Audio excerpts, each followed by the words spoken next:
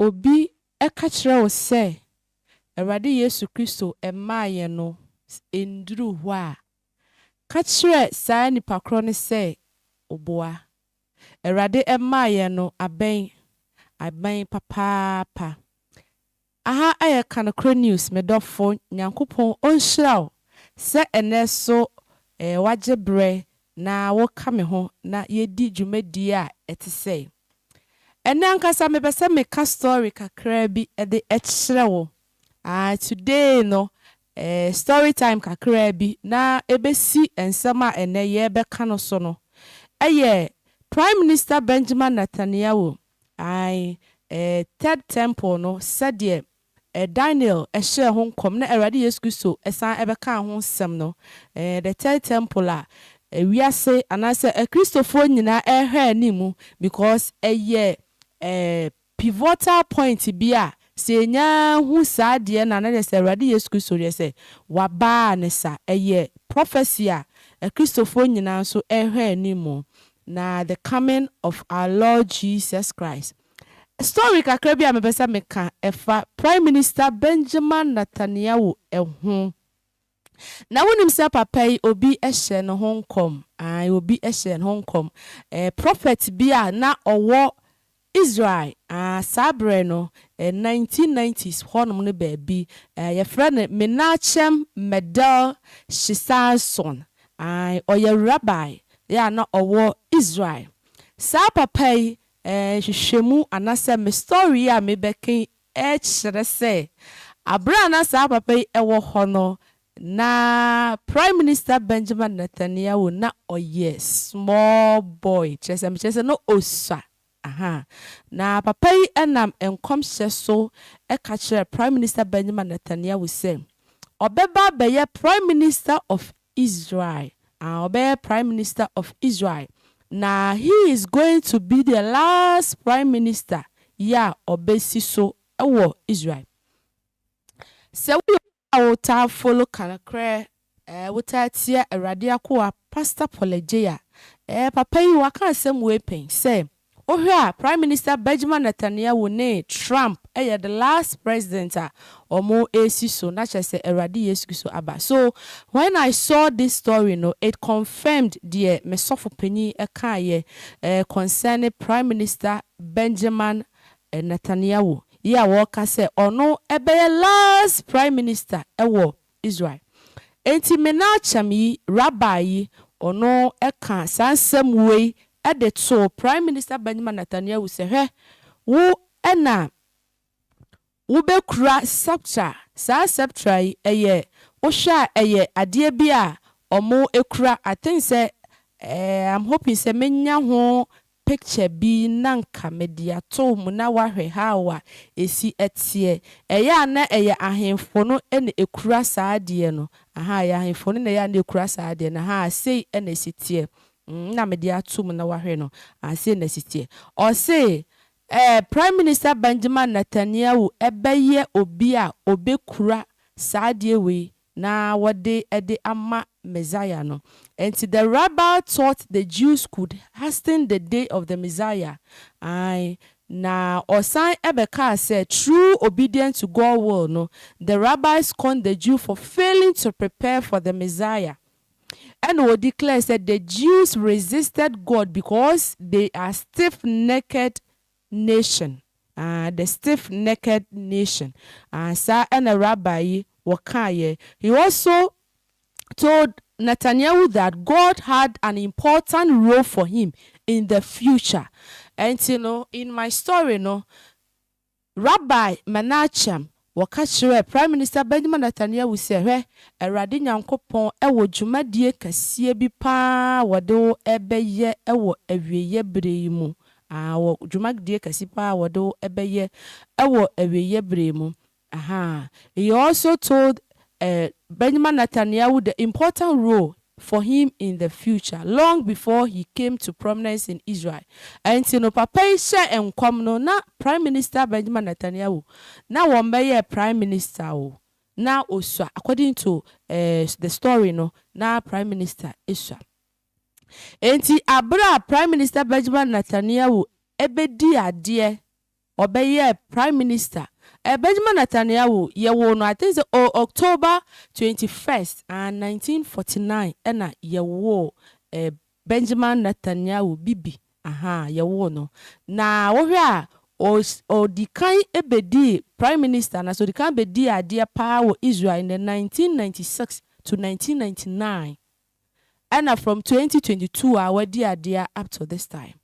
And said the wo see the enyama esi ekona kamia ye say obi anso nye na adwen se wo obedi akonya no hwe court nsem a ya twe prime minister Benjamin Netanyahu bo so pa up to this time ya woda so esi so ya enti obedi ade a wodi ade a wo koso di ade na na nkro eba nkrofo adwum se papa nsem ya wo kan ye na chese ya asem a eye nokre papa enti wo hwe ma papa ika asem se de medi kan kae no na Prime Minister Benjamin Netanyahu wamba meye president bia.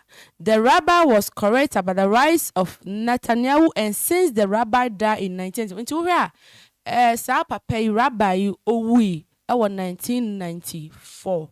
1994, I think say back 6 years time and a Prime Minister Benjamin Netanyahu obe hold the office Israel.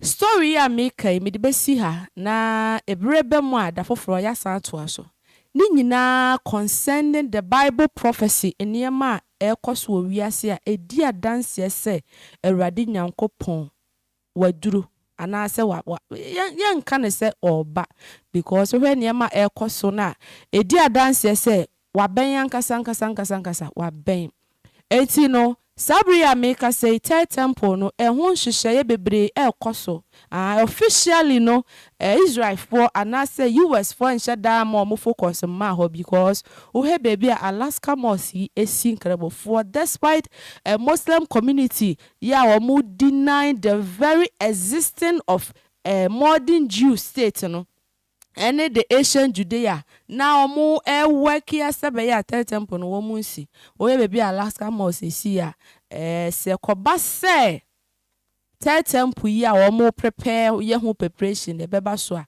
eno so de ensam bebre beba but is the Bible prophecy in the fulfill so whether hook or hook na ye say o say eba sabre ya make say die Woko Israel, the Temple Institute is actively engaged in the research and preparation of the third temple. Shem Richman, ono ena director of Temple Institute ewo Jerusalem. Sa papai ene nkrofo no bebrebe. Sa bria make said die omo prepare over 60 sacred temple vessels. Omo de ebeye worship ewo third temple ho. Efe omoye breastplate we can kind Bible na Awurade ema Aaron omoye breastplate no so vessels ne ade bi omoye a omode serve ewo shia den mo.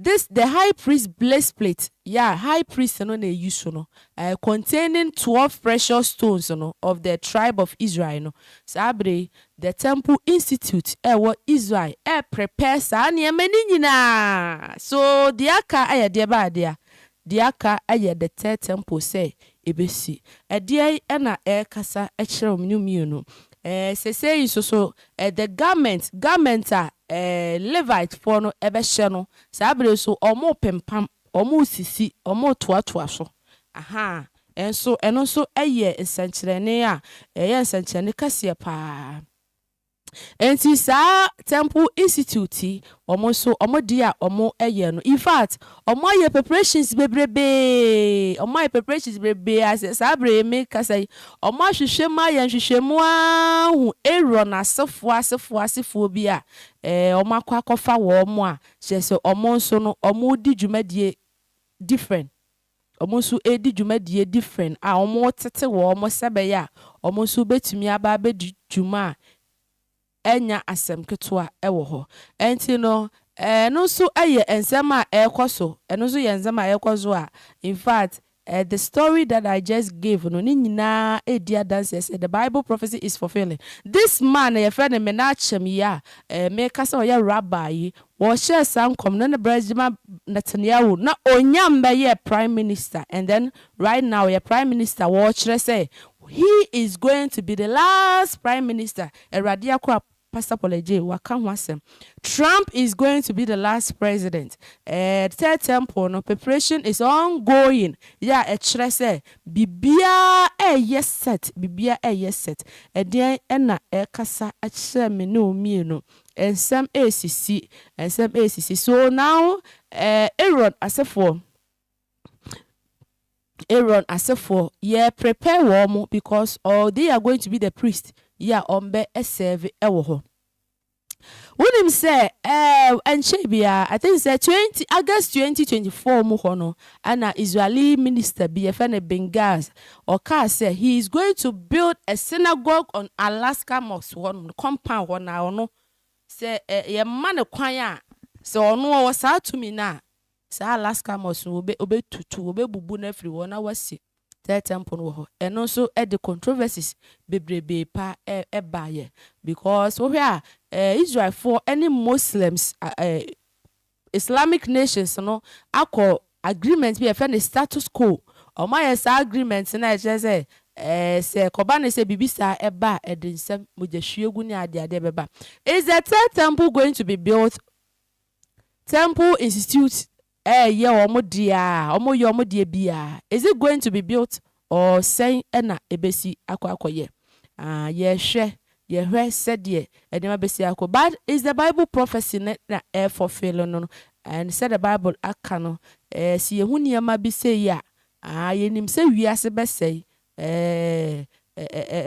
bibia be say ya enipa ben ena o say menu mienu ye de Awurade Nyankopɔn hu ye mmɔbɔ na wama ye kandini a wohwe oyusu Bible as a spectacle ya wohwe wiase ewieye na dean ena ye betwen na ewieye na beduru ye profile mu ana say aha kan news wada Roma so eya na wa subscribe e amma me papa subscribe fam mame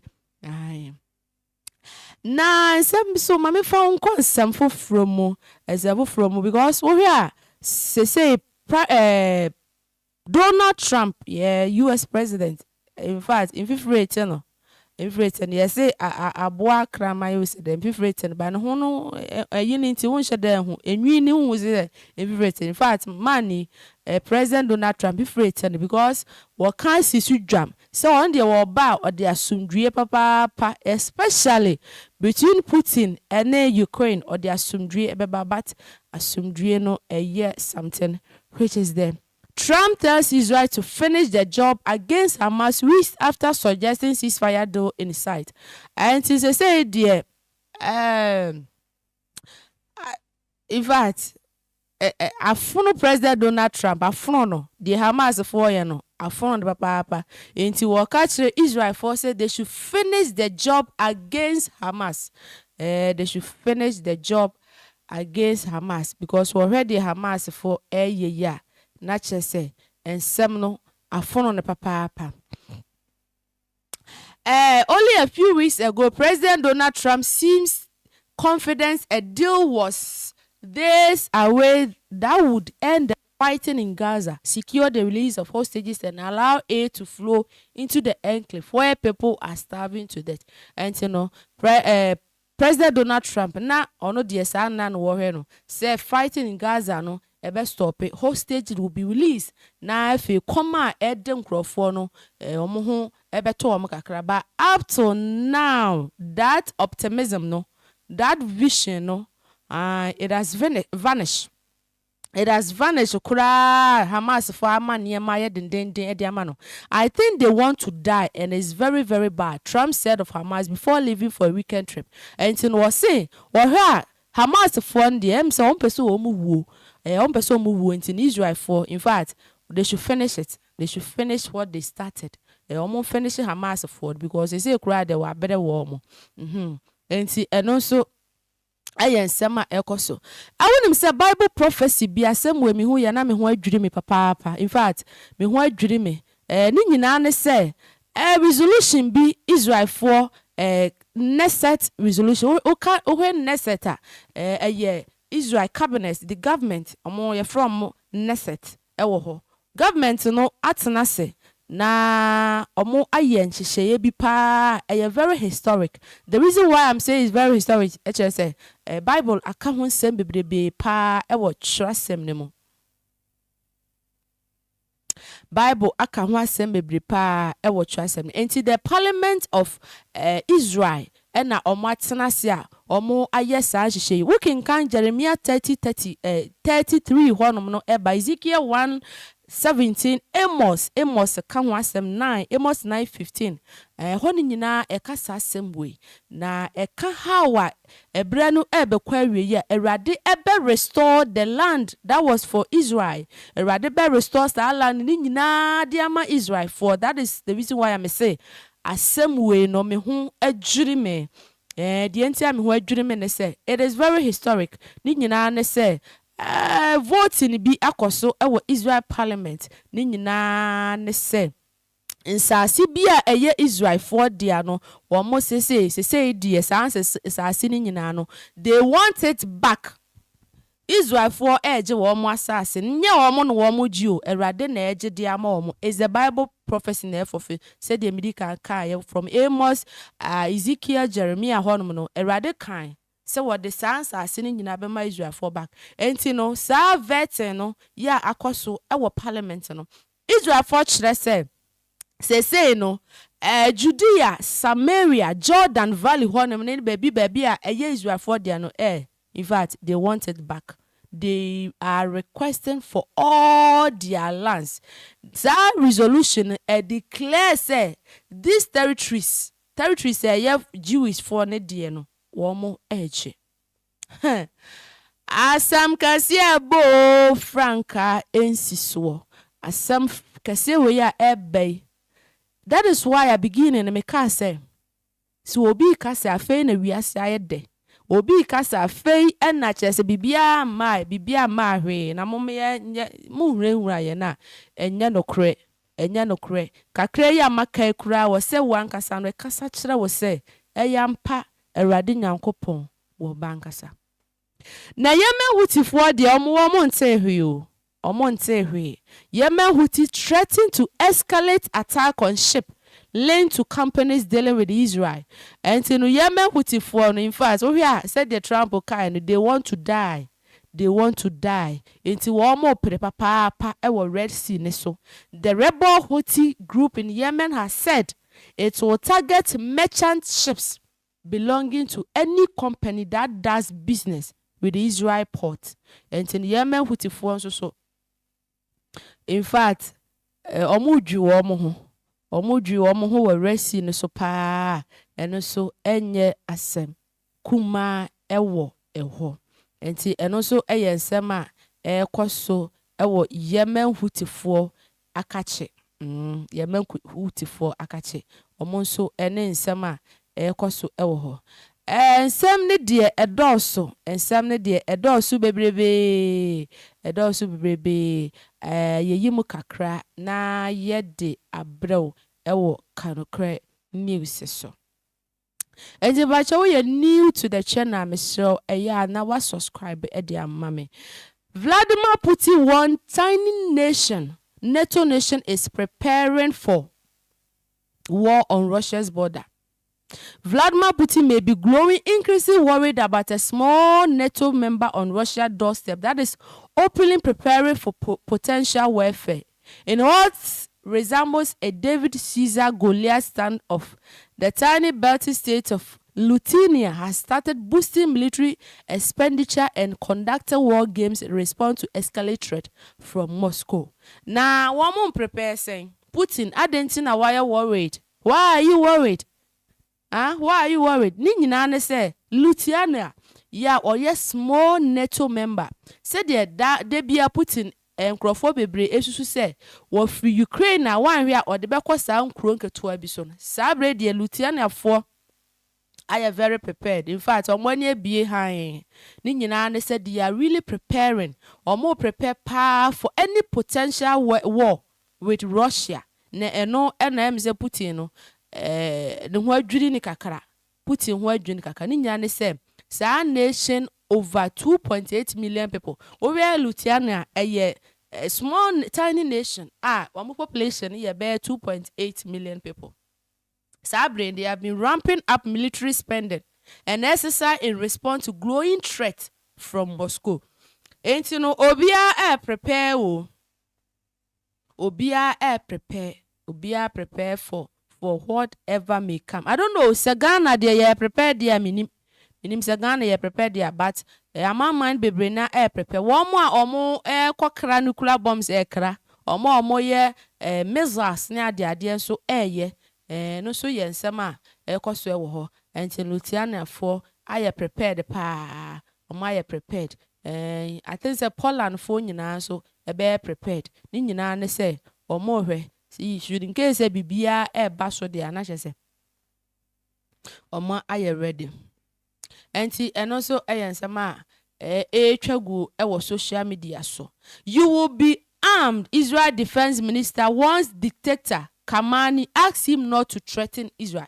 Over Ali Kamani Ayitola dear or ya dear papa and they say what threat Israel for papa threat upon threat power they call Israel for so and known that Israel for Abeman warning pass strong warning say please don't threat us. Don't threat us cry and threat ye pa bia na uwo na wope. Enye uwo na wope de na mesro. Don't threat Israel. Don't threat Israel. Enti Ali Kamani Ayitola mo hwe no ono oda so no mo hwe no papa obie na no bia na chese or threat Israel. Israel Defense Minister Israel Katz issue a stake warning to Iran Supreme Leader Ayatollah Ali Khamenei, threatened direct retaliation if threats against Israel persist.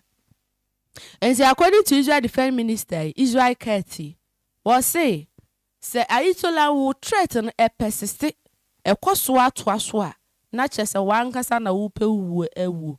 Katz loaded the Israeli Air Forces role in Operation Rising Lion, which targeted Iran nuclear and military infrastructure. Do not threaten us or you will be harmed, he added.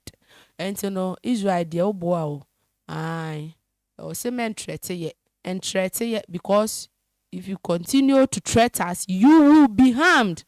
And also yes, a free Israel for whoever. Ayitola empty threat because we are on the threat. Our threat here, Israel is still standing, and Israel is being tougher, bigger, stronger each and every day. It's the empty threat. Bomb first, Trump approach to war making a second term. During the first 6 months of a second term, Donald Trump pushed the limits of U.S. presidential power while aiming to retort U.S. foreign policy to America first. Donald Trump, no.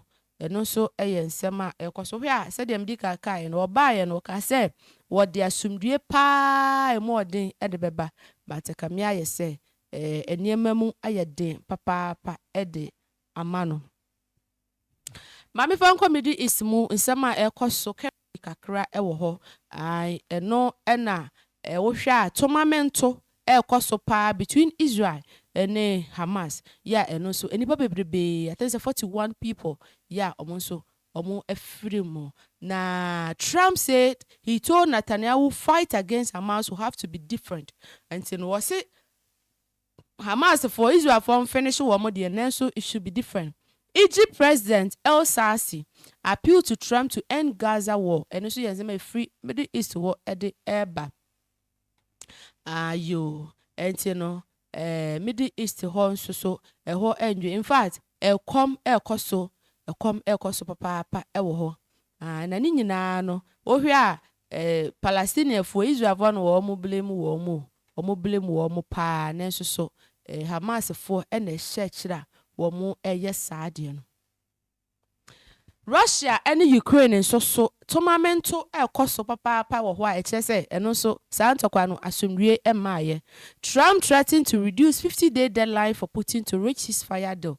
And the President Donald Trump ye bia what they say 50 days abeto ho kamia say Putin wa bommi mfita duku. In fact, one say na toa ne se woto de mete kra ne se just Starlinker Max Elon Max akoyama Ukraine for ya omunya good communication.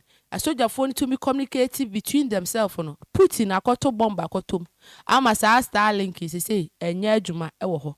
Enti no kamia say Putin ne de oni Ukraine for the MZ omu in fact I don't know say if settle that do them apart there. I don't know.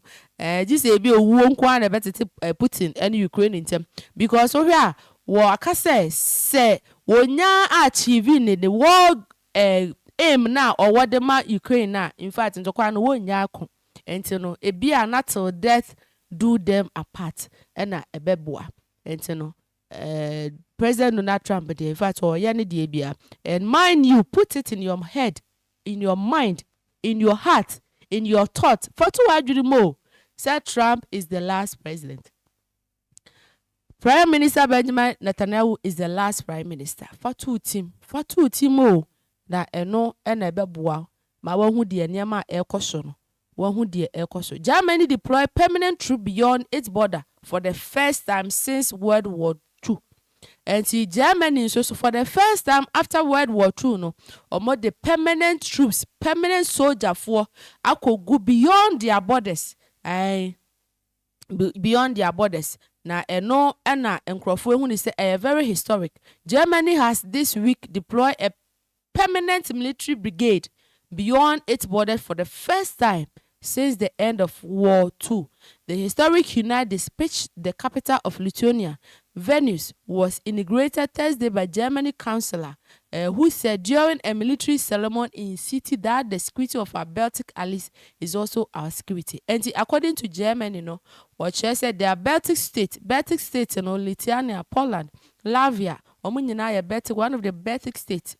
Poland ewo ho or say sa nkrofo ni nyina no omonyankofo no they have to care for them enti eno anama Germany for no nkrofo bibre ka say NATO wo hwe NATO a sabre Ukraine they are fighting there the only difference I keep on saying is that to form fa wo troops nko front line omo fa nko ground so omo ne Russia for ko ba wo hwe a military intelligence adwene yenye Ukraine for munye ni say akode ya wo de koboa Ukraine ohia military budget ya wo mo ebo Ukraine for akase omodi troops be call Ukraine na ye hu se ntokwa na fe de finally NATO for na ekona de na ebesi sa de no ho kwan enti no se NATO for nya wura ntokwa ni mu troops nya kwa underground say pe in fact when say hwimbre no eneba because Erade akwa akire erade nam ne so am akire m ye hu se oya third world war na ene rapture ebebo nsa ho ene rapture ebebo nsa ho so that is what we are looking bibia ade a ye nyina no ye ni ewo so a ye hwe eno no ye nyina ye hwe erade Yesu Kristo mbaye na aduru ye hwena no ahaya na enche bia President Donald Trump wone stammer ebeko akwa kushia ombekwa. Let me read this for you. I say Ukraine war briefing, attack on Kyiv injured sites, Trump and Stammer to discuss applying pressure on Putin. And in Russia residential building Ukraine capital damaged by air attack, UK and US leaders to meet in Scotland. And in UK Stammer on the US leader Donald Trump ebekwa koshia was Scotland ya enonso no omo main agenda ba ko pa ne se omo kasa afa Ukraine entokwa no ho na ekwan ya ombe fa so a ombe ma asumdue aba ewo ho enti enonso ensem a ekoso ensem a ekoso ewo ho Nyankopon hira wo se de bia no wo gibre na wohwɛ kanokore news nyankopɔn hyira pa na ɛyɛ a na mepɛ sɛ nka wode w'adwenkyerɛ nso de ɛba ɛyɛ afo w'adwenkyerɛ berɛ a na mehu sɛ me ne wo na ɛdi dwumadie yi a ɛnte sɛe me ne wo na ɛdi dwumadie nti no Russia gu so a wɔn toto akodeɛ ɛkɔ and overnight wounded 8 residents of an apartment building, including 3 old children. And Russia for to akode de akọ Ukraine for so anadwi ya enkola ene mpanifo bebre so efrim o. Iran ready for war with Israel will not stop nuclear program, Pesiscan. And we so yen very shocking and a hu pa from Iran President Masoud Pesiscan. Ya waka say Iran for in fact or my ready pa say omuni Israel for ebeko na nuclear deal na nuclear weapon they will not and a nuclear program no they will not stop. Until Iran President Masoud Pezeshkian has said his country is prepared for any war Israel might wage against it, adding he was not optimistic about the ceasefire between the country, while affirming Tehran is committed to continue its nuclear program for peaceful purposes. What peaceful purposes? What peaceful purposes? And according to Iran president, and was say nuclear program need the peaceful purposes. And my question is that se uni obi wa sumdue ma me pa wo otu nuclear bomb kono so ana wotu akode kono so. And se uni obia say the Bible kan ye ni obia ntembra sumdue. Uni obia ntem wa sumdue ma there is no need to use any weapon. And it's a peaceful program, peaceful purpose ya Iran for KD. Meme de many woman nya adwene. Enti eno so yen some free Iran ho ba. Iran for some my ready pa with any war Israel for the beba. Omo so omo de bebo ani. Eno so yen some ekoso ho. Enti no asumdue pa beba wiase ni. Asumdue beba wiase ni pa. Na kanetete no na ne yetete ho. Enwumere adesa unya ontoma sini bi ade abokala. Na wutija ho ni yeto anansesem ba bia da din sabre na ye besan ko back bi de there be ensan ko back wiase Google kura ba ka kire say de wiase ye hu kura sen first no nti asomdwe emba wiase bi ni nyina ye Awurade Yesu Kristo mba ye no ho so nsenkyerene na ye ehun. And see, Sabra Mika said Russia is expected to sign a comprehensive deal with Iran very soon. And see, already no way news way just after say Iran for I think say the agreement will be signed in very near future. It is a matter of formality. Russia Deputy Foreign Minister and a worker assembly say Russia for and Iran for a sign deal very soon. Hamas issue order to kill hostage if Israeli military attempt rescue. And the Hamas for so no in fact say Israel for attempt to say ombe rescue hostages na ewo omo ho na enie de be ne say ombe ku hostages a ewo omo nsam nyina ewo omo nsam nya ni nyina enso ensam a ekoso ewo Hamas for akachi Israel must act now and end Gaza war or lose Arab support for peace. And this hybrid nkramofo bebre na already no ye nyira yenim say oma sorry etia Israel for papa na we nsusu susu dwam a omo kire say Israel for stopping to kwaya ekoso Gaza hone dia enie they will lose the support from Arab and the peace support for Arabs. So I don't know what the Arabs are planning right now. And also Zema Arab nation Saudi for and Maka de Abba. Gaza remains the main obstacle to a regional peace deal. Saudi journalist researcher Abdulaziz Akamis on the Casa Simu edited Jerusalem Post ya waka say Gaza nkwa where Gaza de kosona enunti na aye obstacle ama a regional peace no say Israel for ahwe na ma sumria ma hodia na chese omunya peace any peace support bia free nkramofo man ho. I can create news. I can create news. Wadaroma. Yeah, na was subscribe ede amame pa. Eradi nyankopon on shraw pa bim se obey ne sa. na nsɛm bi ɛwɔ hɔ yɛwɔ nsɛm bi a na ɔmo ka sɛ if you cannot beat them join them. If you cannot beat them, then you have to join them. No, ɛna Austria who say they cannot beat them, so they want to join them. Neutrality won't save us. Austria reconsidered NATO membership amid rising Russia threat.